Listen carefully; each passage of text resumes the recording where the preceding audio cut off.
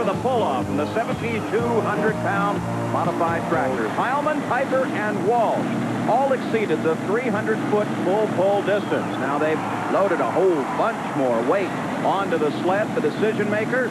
And first to take the challenge will be Ohio Gold and John Heilman. Look at Ron Hickson. Is he confident? He thinks he can stop them before they get to that back door, that there'll be no full pulls in the pull-up. And he probably is right, because they have really gone for broke with the sled. I don't think, Paul, you can pick a favorite among the three. They both did such a fine job earlier on. No, among the three, Heilman, Piper, Walsh, all had really excellent runs. And Heilman, the Ohio Gold, the machine we look at this moment, really had it under control all the way down. Again, this is one of those machines that has engines plugged in from the side, and that takes some of the problems of torquing the frame around away.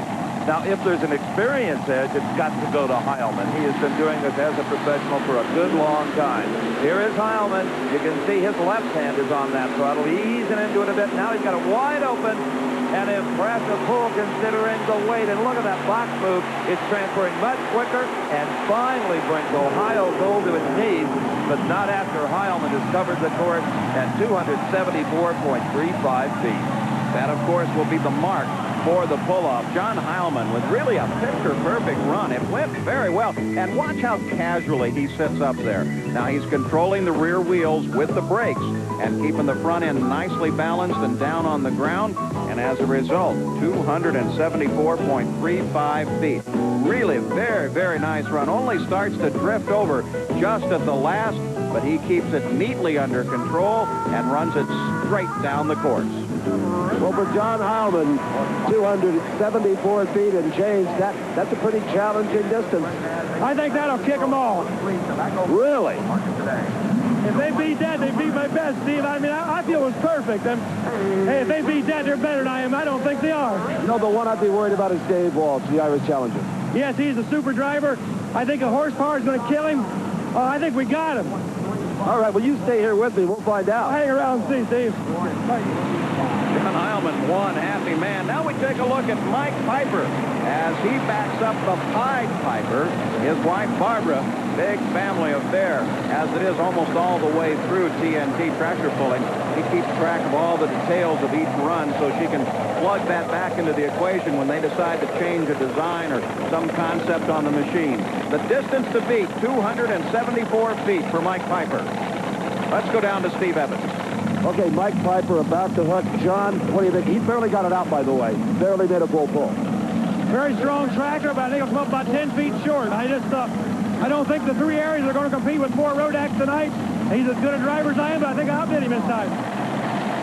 Well, Barb watches on as Mike Piper on board the Pied Piper fires up those engines and begins to concentrate on the challenge that lies ahead. Now, unlike the Ohio Gold, the Pied Piper has all the machine's engines in a row, and that'll twist and torque the frame just a little bit. You saw a little bit of oil blow-by on the bottom of the engine. No problem there. That's normal. Now, the power beginning to be applied. Barb watches. John Heilman watches. He continues to cruise. Mike Piper with a good run. Let's go down to Steve once again. Oh, boy. That's close. It sure is. I can't tell from here. That's close. Okay, let's go to ball page. Ball. Well, they're going to have to double check here the measurement, but boy, it looks like we've got a challenge afoot here to the 274-foot run that John Heilman pulled off with the first run of the pull-off. We take a look, not too much torque. He is really controlling the power perfectly here. The start of this run is just as nice as Heilman's was, but then a little bit of a bounce, and each one of those bounces is subtracting inches and then ultimately feet away from the run itself. Now they report the distance out at 272.34, just a skosh short of John Heilman's run. Heilman is still in the lead, so let's go back to Steve. 272, you're 274. Oh, I got him 2 feet. Great. Oh, far. But Walsh is going to be hard on it. If Walsh is going to have to drive, but it's going to be risky. Okay, well, we can see one of the problems over on Mike Piper's tractor. In fact, let's wander over there as Mike and his wife, Barb. Barb, there's the problem that cost you maybe the pull-off. Yeah, it looks like it very well could have. Broken floor belt. That close it looked like. 2 feet, just about that close.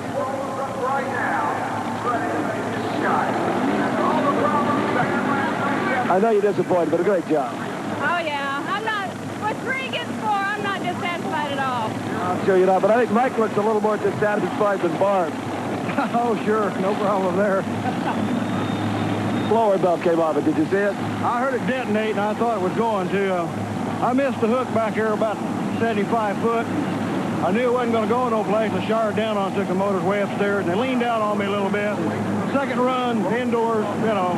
John Heilman was down here, and you had his eyes real big. Yeah, I'll bet he was. Well, attention now shifts to the other end of the course, the starting line, and the Irish Challenger, the final competitor in this pull-off, Dave Walsh. Remember, this machine has the engines where one side's running normal direction, the other side opposite direction, keeping the whole machine balanced out. Distance to beat, you see it there, 274 feet, and it belongs to John Heilman. Well, Mike Piper gave you quite a fright. Now, well, you tell us, the Irish Challenger. Well, I said, Mike Piper scared me silly. You know, there I thought after his run, I think maybe Walsh got at least a 80% chance to get me. I didn't think so when I run, but I hope he don't do it, but I sure hope he don't.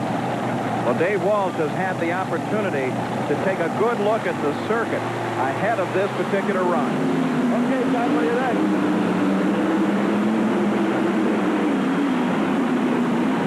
We got it!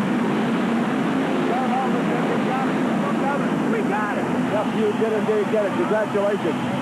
You knew it when you heard those motors start to mess. As soon as I saw the smoke starting to come up, I knew he was in trouble. I hate to beat a man when he has engine problems, but that's the name of the game. You got to get him any way you can get him. All right, John Heilman, one of the true professionals. Again, congratulations.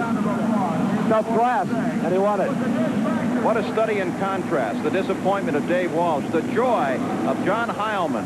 Walsh with 233 feet, not nearly the distance needed. John Heilman wins with 274.35 in the 7,200-pound modified tractor pull-off. Terrific action here in the TNT Redman All-American at the Houston Astrodome.